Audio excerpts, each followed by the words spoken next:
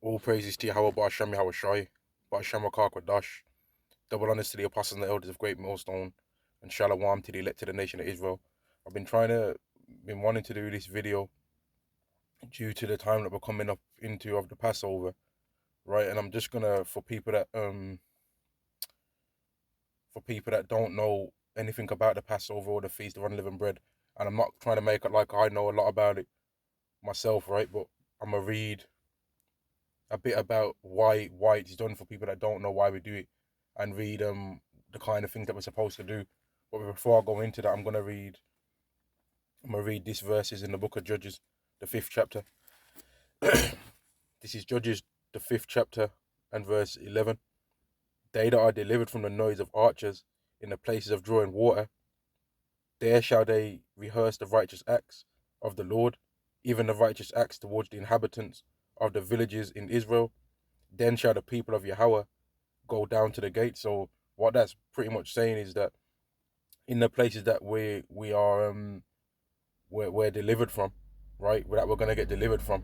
Which when you go to Jeremiah the 23rd chapter, which I'll do it since I'm doing this lesson, right? This is Jeremiah chapter 23 and verse 7. And let me hold that other one that we're just reading as well. This is Jeremiah chapter 23 and verse 7.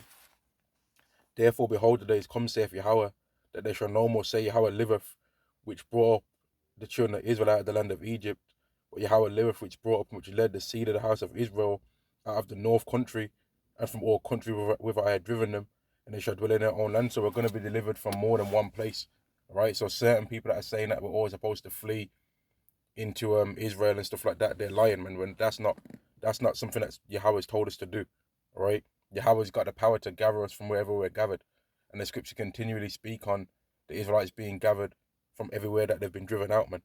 Let me read this, Judges chapter 5 and verse 11 again.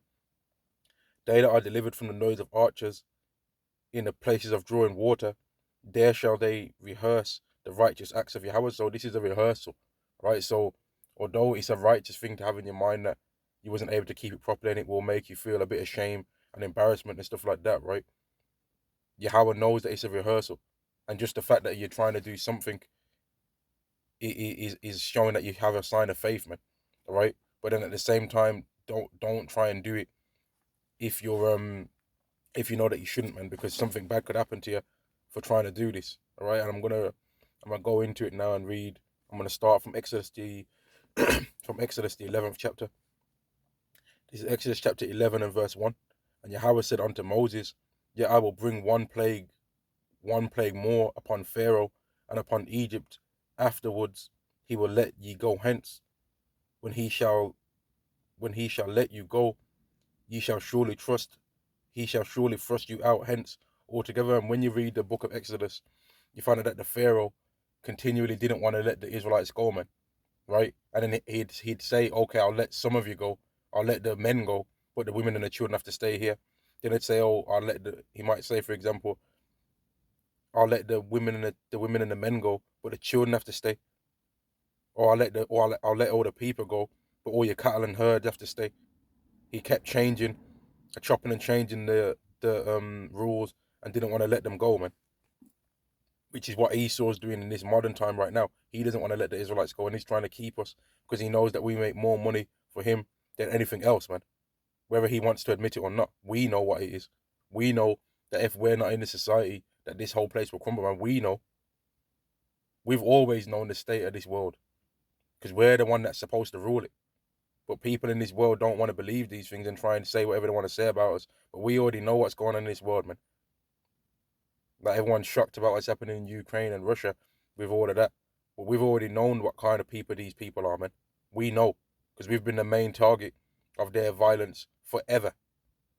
Since the beginning, from the book of Genesis, we've been the target of their hatred, man. Let me carry on reading this. It says, verse 2, speak now in the ears of the people, and let every man borrow of his neighbor, and every woman of her neighbor, jewels of silver and jewels of gold. And Yahweh gave the people favor in the sight of the Egyptians. Moreover, the man Moses was very great in the land of Egypt, in the sight of Pharaoh's servants, and in the sight of the people. So Yahweh put a spirit upon the Egyptians to give the Israelites their costly things. All right, verse 4.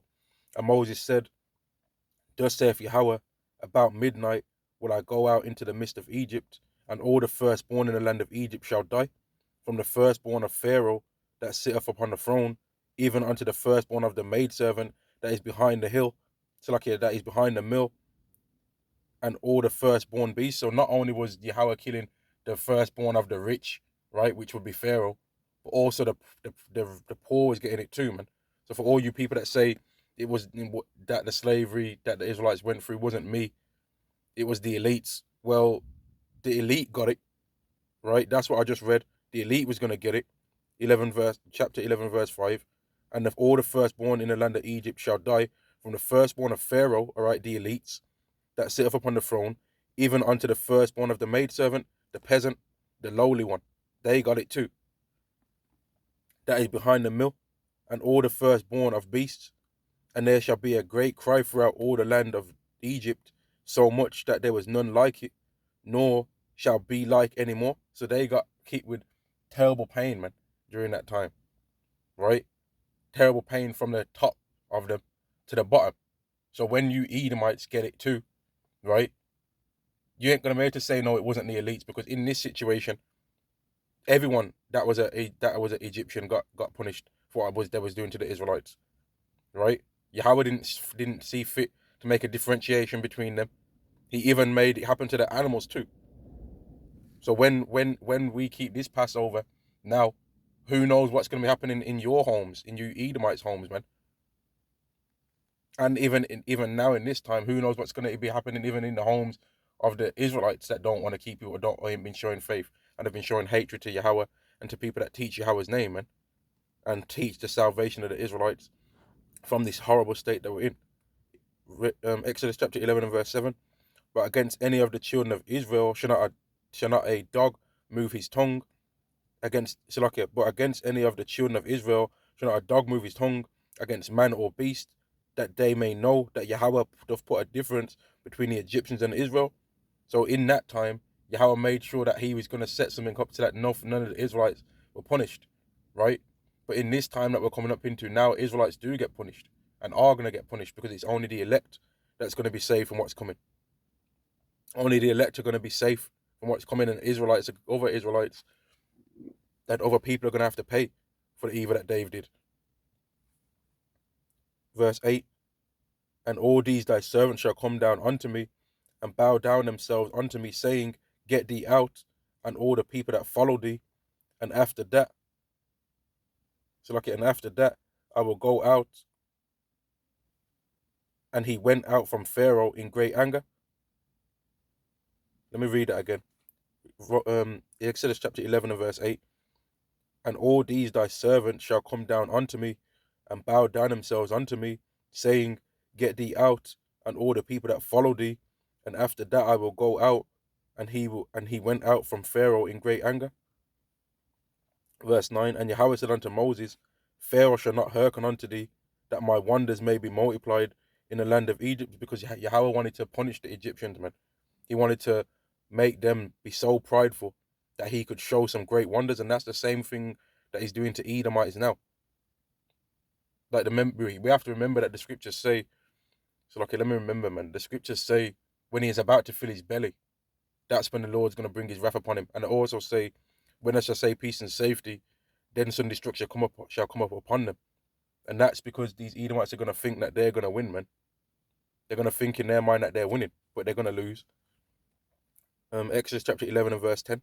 And Moses said unto Aaron, and Moses and Aaron did all these wonders before Pharaoh, and Yahweh hardened Pharaoh's heart, so that he would not let the children of Israel go out of his land. So Yahweh was making Moses do many wondrous things, man. Right? He did the thing with the snakes, all the plagues that was coming upon the land, right? The rivers turning into blood, all of these different things. But Yahweh was hardening Pharaoh's heart to make him not want to listen, because he was always planning on bringing this plague on him. And that's why in verse 1 of the 11th chapter it says this, and Yahweh said unto Moses, Yet I will bring one plague more upon Pharaoh and upon Egypt. Afterwards he will let you go hence. When he shall let you go, he shall surely thrust you out hence altogether. So after this plague, he ain't gonna want to even see none of you anymore, right? And let me carry on reading. This is let me read verse 10 again. Exodus chapter 11 and verse 10. And Moses and Aaron did all these wonders before Pharaoh, and Yahweh hardened Pharaoh's heart, so that he would not let the children of Israel go out of his land. Verse 12. So like here, chapter 12 and verse 1. Exodus chapter 12 and verse 1. And Yahweh spake unto Moses and Aaron in the land of Egypt, saying, This month shall be the beginning of months. It shall be the first month of the year to you. So right now, technically, we're in the first month of the year, man. Right? And if you look at the trees and all of these things, you'll see that they're starting to bud. Right? It's the beginning. It's the beginning of the year. Everything's starting to grow back again in the winter. Right? All the leaves is falling off the trees. But right now, you see that leaves are coming back on the trees, man. So this is actually the beginning of the year for an Israelite. All right? So-called March or the beginning of spring is the beginning of the year for us. That's how we view the beginning of the year. Exodus chapter 12 and verse 3. So look here. Exodus chapter 12 and verse 3. Speak ye unto all the congregation of Israel, saying, In the 10th day of the month they shall take to them every man a lamb, according to the house of their fathers, a lamb for an house. Right? So you're supposed to get a lamb. Now, obviously, right now, in this time right now, man, we ain't got no lamb, no land, man. We ain't got no cattle. We ain't got no lambs. Right? We ain't got that. And if you live around a bunch of heathens, which majority of us do, right? Or even if you live around some Israelites, if they see you with a lamb in your back garden, they're gonna think that you're bugged out, man. And they'll probably call either the council, or they'll call like their landlord, or they'll call the cops, or they'll call someone to try and get that lamb removed from their house, man. To get that lamb removed from your house, I mean. You know? Verse 4. And if the household be too little for the lamb, let him and his neighbor next unto his house take it, according to the number of souls. Every man according to his eating, shall make your count for the lamb. So if you've got a small household that can't finish a whole lamb, then go and join on with another family, so that there's enough people to eat that lamb. Right? Verse 5. Your lamb shall be without blemish, a male of the first year. And this bit's very important. Your lamb shall be without blemish, a male of the first year. Ye shall take it out from the sheep or from the goats. So right now, like I already just said, we don't have land, right? We don't have sheep, right? So the lamb that we're gonna get from the store, we don't know how old that is, right? We don't know if it's of the first year, and we don't know if it's a male, and we don't know if it's a female. So we ain't gonna, when we're keeping this, we're not gonna be keeping it properly, man. And like I said again, I'm not gonna try and pretend like I am some Levite priest that I know how to keep this thing properly. But keeping it with a spirit of faith is also a good thing, man. That Yahweh might cover over your spirit and not destroy you, right? And that's for every single man to decide of himself if he's gonna keep it and try and do his own thing by himself or whatever, and try and just come up with try and do something with the spirit of faith, a rehearsal of like trying to keep to this as close as you can, and hope that Yahweh has mercy on you, right? Because some people out there obviously won't have a large amount of people around them to where they can do this, so they might have to do their own thing by themselves, like a thing where their own small rehearsal, man. Let me carry on reading. Verse 6. And ye shall keep it up until the 14th day of the same month, and the whole assembly of the congregation of Israel shall kill it in the evening. So you're supposed to kill the Passover on the 14th day of the month, and it doesn't mean the 14th of March, all right? It means like the 14th day from from moon cycles, man. And even that, I'm not going to try and go too deep into that either, right? Verse 7. And they shall take of the blood and strike it on the two side posts on the upper doorpost of the houses wherein they shall eat it. So there's certain Israelites out here, right, that are keep, like I saw one video, right, where I recently saw one video where there was keep talk like promoting a Passover. I'm not lying, man. That looked like it was one of them UK raves or something, man. with how they was trying to promote that. It looked like a Benjamite rave promotion, right? It looked like they was promoting a party. To be honest with you, it showed that they had a hotel booked, like renting out a whole hotel and all of this stuff. Like it looked like they was promoting a party. But if you look into the time that was going into here, what I'm reading right now, this wasn't no party based thing. It was a serious time. It was Pharaoh who was in slavery. We wanted to get away from Pharaoh that had us in slavery, right? We wanted to get away from the Egyptians as a whole that had us in slavery, right? And Yahweh was gonna bring a plague, right? This time that we're coming up into right now, we're remembering a plague that Yahweh is gonna put upon the earth, upon the Egyptians, upon the whole land of Egypt, on killing the firstborn of the Egyptian man and of the Egyptians, right, and of their beasts too, of their even their animals. And I'll read that again. In fact, Exodus chapter 11 and verse 5. And all the firstborn in the land of Egypt shall die, from the firstborn of Pharaoh that sitteth upon the throne, even unto the firstborn of the maidservant that is behind the mill, and all the firstborn of beasts. So a lot of death, man. A lot of death. Back to Exodus chapter 11. So, okay, back to Exodus chapter 12. Exodus chapter 12 and verse 6. And ye shall keep it until the 14th day of the same month, and the whole congregation of the assembly of Salakia, and the whole assembly of the congregation of Israel shall kill it in the evening. Verse 7. And they shall take of the blood and strike it on the two side posts and on the upper doorpost of the houses wherein they shall eat it. So right now, I doubt people are going to do that, man. I doubt anyone's going to kill a lamb, right? Take its blood and strike it on the two sides of their door, you know? They'd have the cops, they'd hear neow, neow, neow, neow, real quick, man. Them cops would be coming up in their house, you know? I don't recommend for anybody, unless they got some private land or something like that somewhere, I don't recommend for anybody to like try and bring a lamb into their 2-bed apartment, right? Slice it and kill it, and then take the blood downstairs and strike it on their doorpost, man. But I wouldn't recommend for nobody to do that, man. You'd hear them police sirens real quick. You'd hear that banging on your door, right? Come out with your hands in the air. And then you already know that it's going to be a messy situation, man. And that's not to try and make anything funny, but we have to remember that we're rehearsing the righteous acts, man. And that the scriptures speak on not being over righteous. Exodus chapter 12 and verse 8.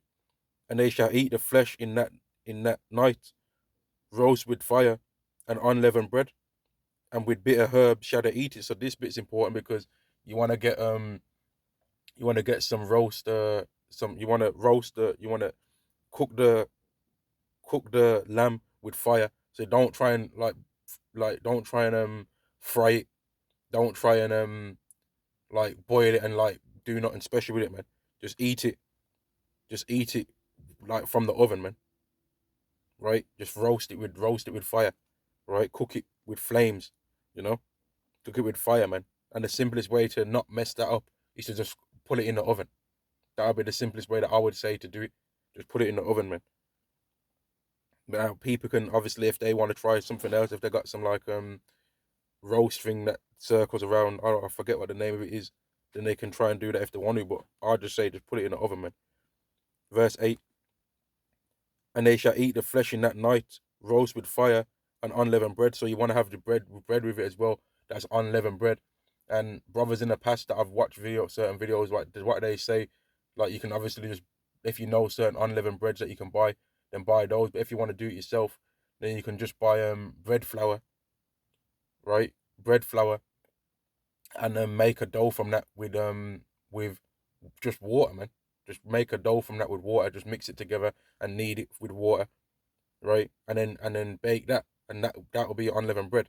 Or if there's certain other types of unleavened bread that you know of, you can go on the internet and look it up and do that, right? But otherwise, just buy a bread flour that doesn't have any yeast in there, because that's what leaven is. Leaven is yeast. And on the back of a packet, it might also be called raisin agents, right? Or yeast extract. So I'll say that again. It might say on the packet yeast, right? It might say on the back of the packet raisin agents, or it might say yeast extract. and all of those things would just would not be able to be eat within your bread, all right, within the unleavened bread that you're gonna eat. Because some people might not know what unleavened bread is, man, and they might want to try and keep it. But it just means bread without yeast in there, all right. Verse 8 again. Exodus chapter 12, verse 8. And they that eat the flesh in that night roast with fire and unleavened bread, and with bitter herbs they shall eat it. So, what are some of the bitter herbs? I'll go with the ones that I've heard recommended in the past, man. I've heard horseradish, right? Horseradish root. That's what I've heard. And I've heard ginger, all right? I've heard horseradish root, and I've heard ginger, but you can look up if you can't find these, I'm pretty sure you can look up on the internet bitter herbs, and you'll be able to find bitter herbs to eat with your Passover, man, because this is not supposed to be an enjoyable meal. It's a thing that's supposed to be done in haste, and that's the reason for the non-leaven as well. It's not a thing that we're supposed to be just enjoying a nice meal, you know. So it's not supposed to be a thing seasoned like he's seasoning it neither. Let me read this verse 9. Exodus chapter 12 verse 9. Eat not of it raw. So you ain't supposed to be doing no medium rare or none of that business. You ain't supposed to be doing no medium rare, right? Eat not of it raw, nor sodden at all with water, but roast with fire his head with his legs and with the pertinence thereof. So you're supposed to just take the whole animal and put it in the oven, man. That's what you're supposed to do during this time. It's not a thing of trying to it's not a thing of trying to make it be some like special gourmet Gordon Ramsay Hell's Kitchen type meal, man. You're supposed to just get the whole animal and roast the whole thing all together. That's what's required of you in that time. But obviously, like I said, we don't have the ability to properly do this now anyway. We don't have the ability to properly keep it. So whatever lamb most people are gonna buy is gonna come like in a packet more than likely, right? Now some people might be able to get a bit of a better quality, but for the most part, it's gonna be like it might be a bigger size, but it's gonna be within some kind of packaging, or it's gonna come from like a butcher's or something like that. Whereas in the time past, it was from our personal stock that this animal is gonna come from, and it was supposed to be like fried, not fried, so like a roasted, the whole animal. Now let me carry on reading verse 10. And ye shall not let any, and ye shall let nothing of it remain until the morning, and that which remaineth of it until the morning ye shall burn with fire. So you're supposed to try and eat as much of it as you can, man, and anything that's not that's like could remain, then supposed to be burned of it with fire so that it's not there in the morning, right? Now let me read verse 11. And so, like I said before, the apostles are gonna make videos on this stuff as well, and I'd recommend watching their videos first before mine, man. The apostles and elders of Great Millstone, right? But I'm just reading this thing for people that don't know at all anything about the Passover and why Israelites keep it in general. Exodus chapter 12 and verse 11. And thus shall ye eat it, with your loins girded, and with shoes on your feet, and your staff in your hand, and ye shall eat it in haste. It is Yahweh's Passover, so we're supposed to eat it fully clothed, man, as if we're getting ready to run from our house, you know? It's not supposed to be a thing where you're kicking up your feet in front of the TV while eating it. It's a thing where you're eating it in haste, like you're getting ready to run out your house at any moment, man. Verse 12. For I will pass through the land of Egypt this night. Exodus chapter 12 and verse 12. In fact, I'll go verse 11 again. Exodus chapter 12 and verse 11. And thus shall you eat it with your loins girded, your shoes on your feet, and your staff in your hand. And that doesn't mean you're supposed to go out and buy a staff now if you don't have one. Like, it doesn't mean that, man. It means it's talking about like you should eat it as if you're about to flee from your house at any moment, man. Verse 12. For I will pass, and your staff in your hand. Exodus chapter 12 and verse 11 again, Salakia. And thus shall you eat it with your loins girded, your shoes on your feet, and your staff in your hand, and you shall eat it in haste. It is Yahweh's Passover. For I will pass through the land of Egypt this night, and will smite all the firstborn in the land of Egypt, both man and beast, and against all the gods of Egypt I will execute judgment. I am Yahweh. And what people don't want to accept in this, right, is that women would have been some of the firstborns too. So a lot of women would have been the firstborn child dying, man. All right. Because any time judgment gets mentioned, and any time people speak about judgment, the world always tries to act as though women can't receive judgment, man. They always want to try and act like that. But women can receive judgment because women are sinners too. All right. Verse 13. And the blood shall be upon you for a token upon the houses where ye are. And when I see the blood, I will pass over you, and the plague shall not be upon you to destroy you when I smite the land of Egypt. And so that's what we're hoping for when we keep the Passover all the times that we keep it. We're hoping that we know that around this time, Yahweh brings wrath, man. Yahweh brings wrath during the times of the Passover. Always, right? He always makes, like, look at what he's making happen right now during the time of the Passover. So ain't no telling what could happen after this Passover, which is on March March the 16th, right? That's what I've saw the apostles put up. March the 16th to March the 17th, and then after that, it's the Feast of Unleavened Bread. So the Feast of Unleavened Bread and the Passover, the whole time of that is going to go from the 16th from evening to the 23rd from evening, all right? From evening to evening, from the 16th to the 23rd. Let me carry on from verse 13. Exodus chapter 12 and verse 13. And the blood shall be upon you for a token upon the houses where ye are, and when I see the blood, I will pass over you. So let me read that again. Exodus chapter 12 and verse 13.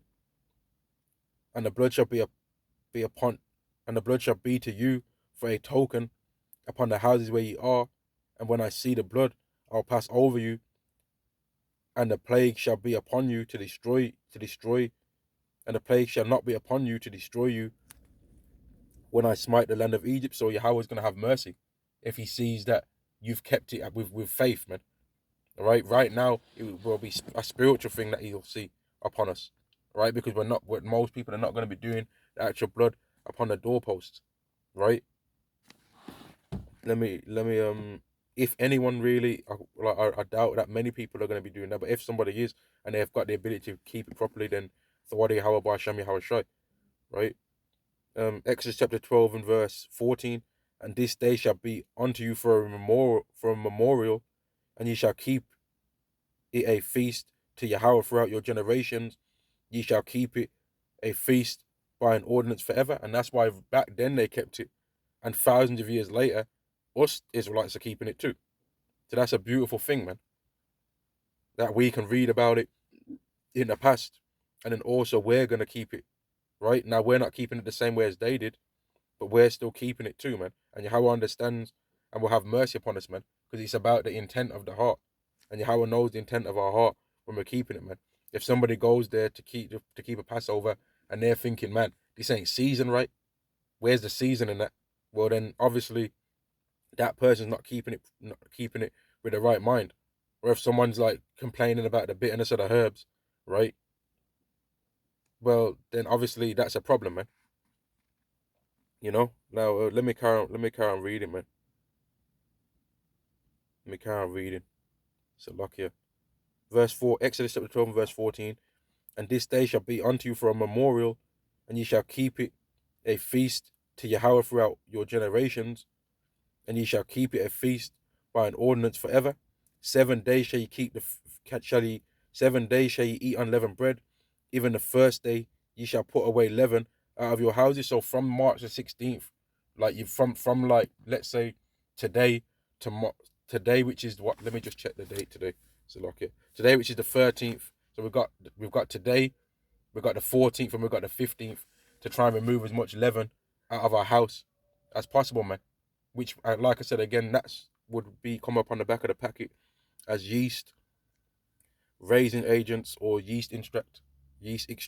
All right, that's what would be the things that we're supposed to remove out of our house, man. So search your house and see if there's any products that contain these things, and then just take it out of your house. If you've got like a little outhouse thing, you can put it in that.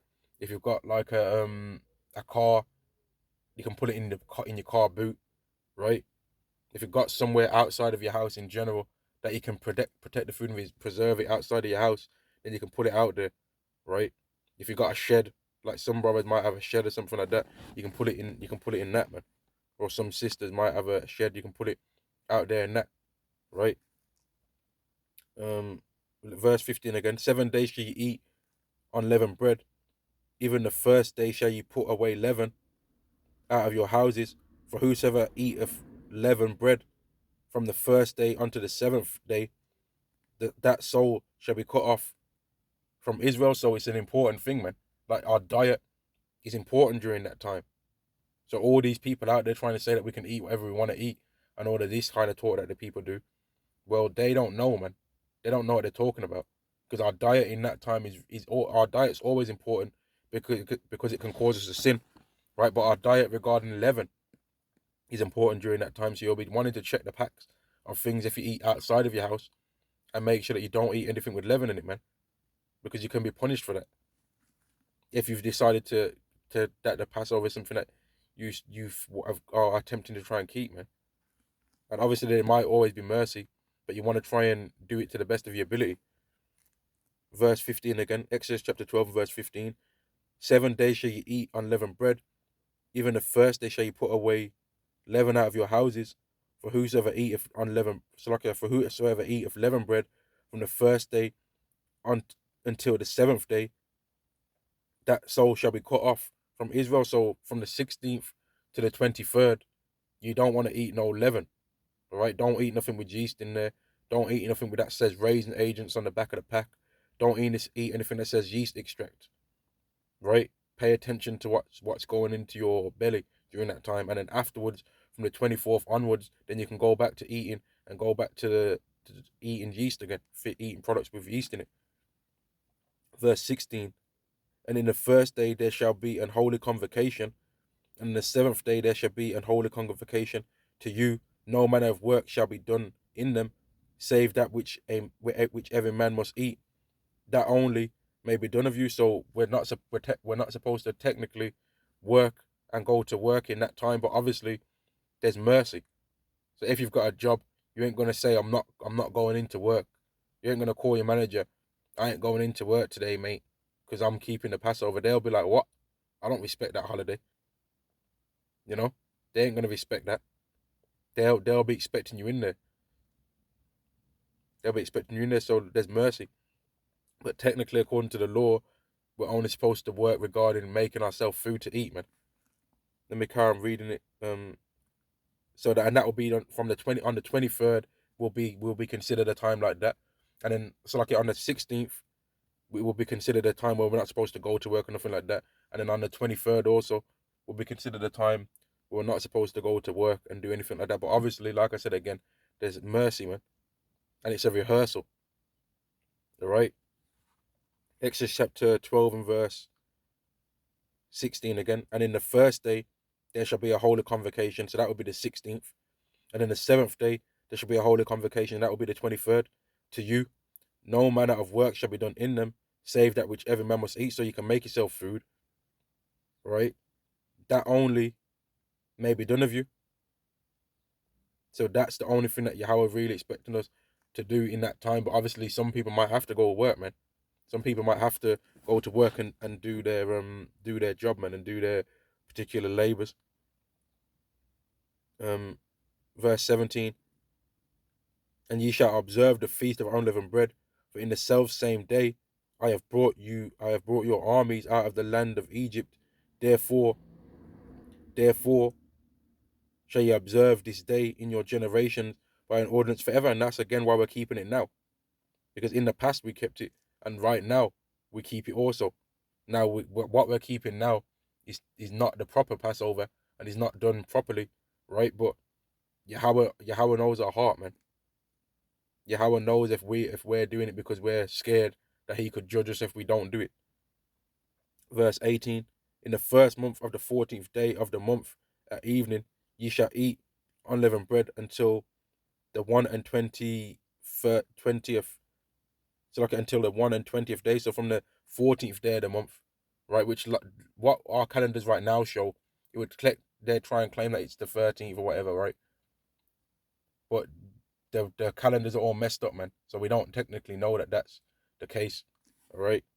So I'll go by what the apostles of Great Millstone say, based on the moon cycles that they've established and that they've calculated, all right? So like, yeah.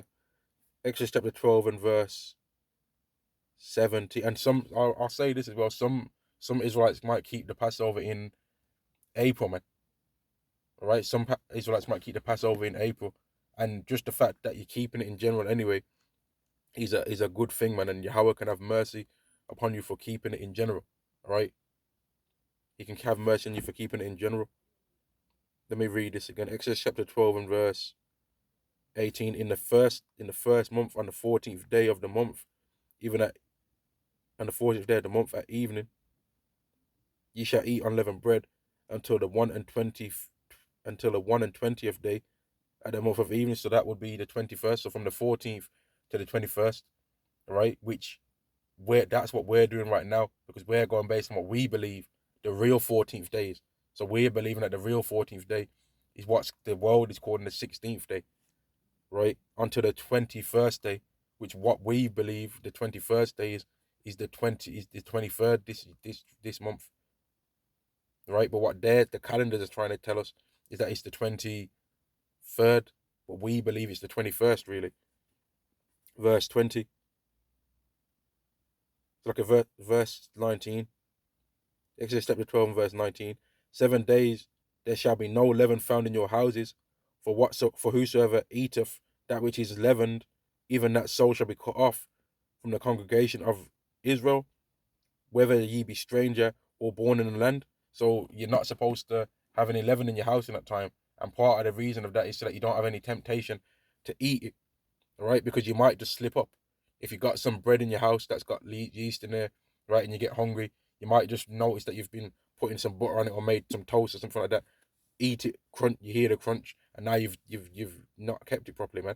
And that's the reason for moving it out of your house. And that's also the spiritual meaning behind the scripture that says a little leaven leavens the whole lump, man. A little wickedness, when you're making something with yeast in there, doesn't matter how much you put in there, it's gonna make the whole lump be affected. The whole product that you've put that in is gonna be affected. Just like how a little wickedness makes a big difference to anything too. There could be something righteous, but a little wickedness makes wickedness to the whole thing, man. And that's why you're not supposed to have any wickedness in your society.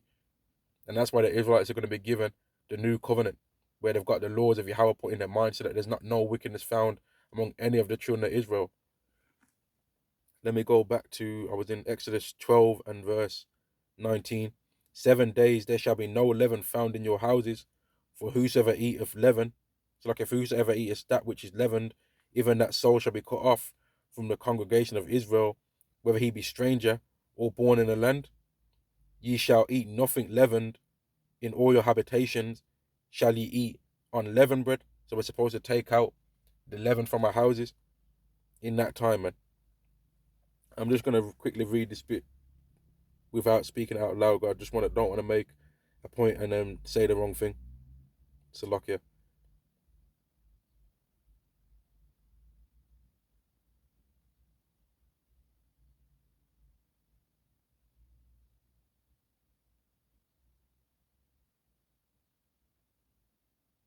Yeah, I'll read this bit as well. I'll add this to the lesson. This is Exodus chapter 12 and verse 21.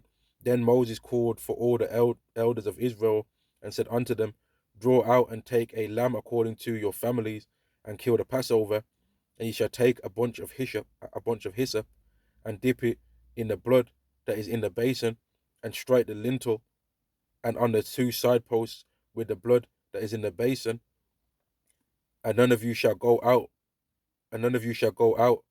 the door of his house until the morning. So technically the place that you eat the Passover, right? You're not supposed to even leave your house at that time, right? After you've ate the Passover, you're not supposed to come out your house and then just be going about your day as usual, right? That's technically what you're not supposed to do, right?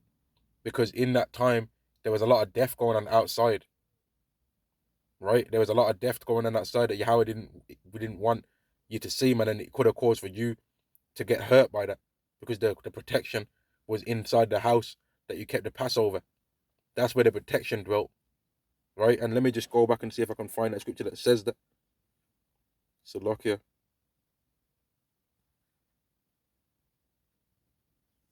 So look here. Here we go. This is Exodus chapter 12 and verse 13. And the blood shall be Salakia. That's not what I wanted to read.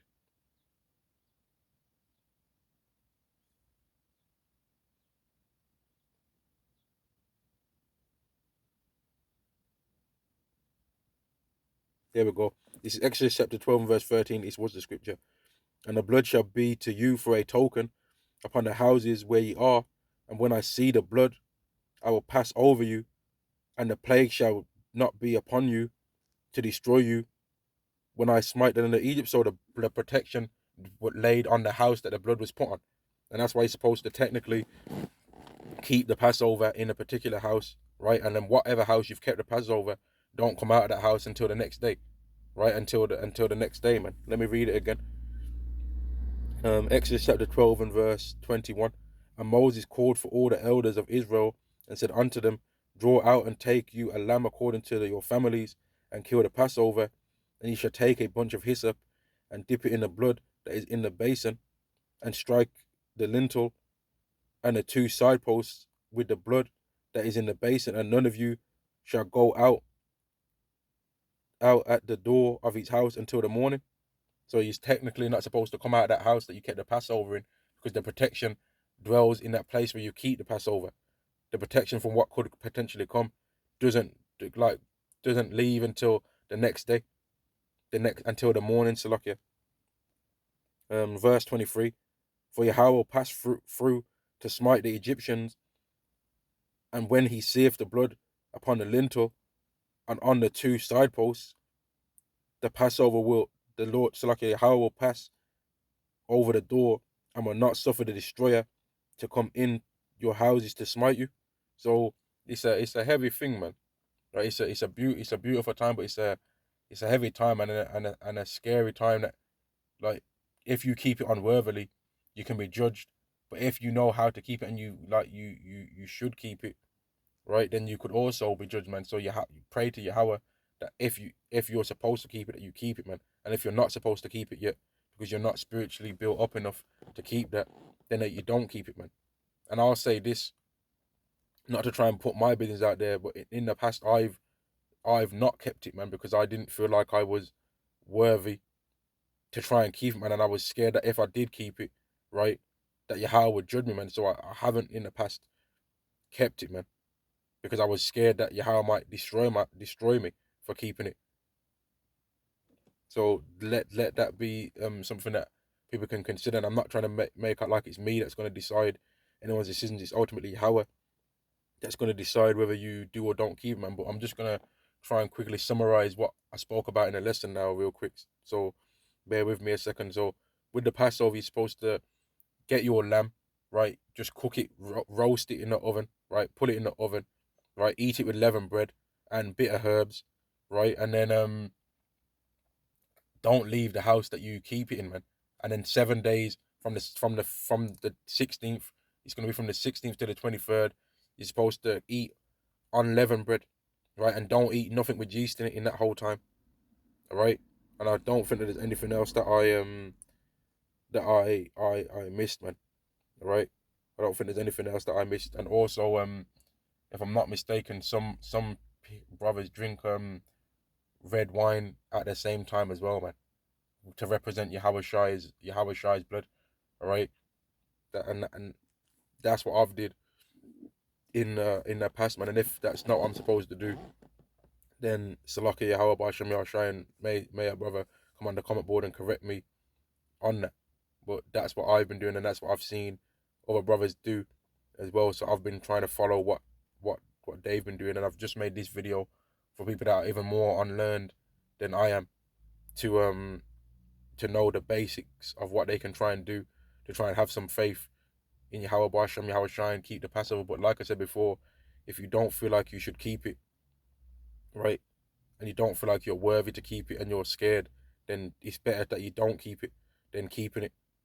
Right, so on that, I'm going to end the lesson. All praises to Yahweh Basham, Yahweh Shai, Basham Makakodash, and double honors to the apostles and the elders of Great Millstone, and Shalom to the nation of Israel, and bless to all the brothers as well that are fighting for Yahweh Basham, Yahweh Shai, man, and that make videos to try and boost up the spirits of those that are like trying to fight for Yahweh Hashem Yahweh Shai, man. All right. Shalom to the elect to the nation of Israel. Shalom.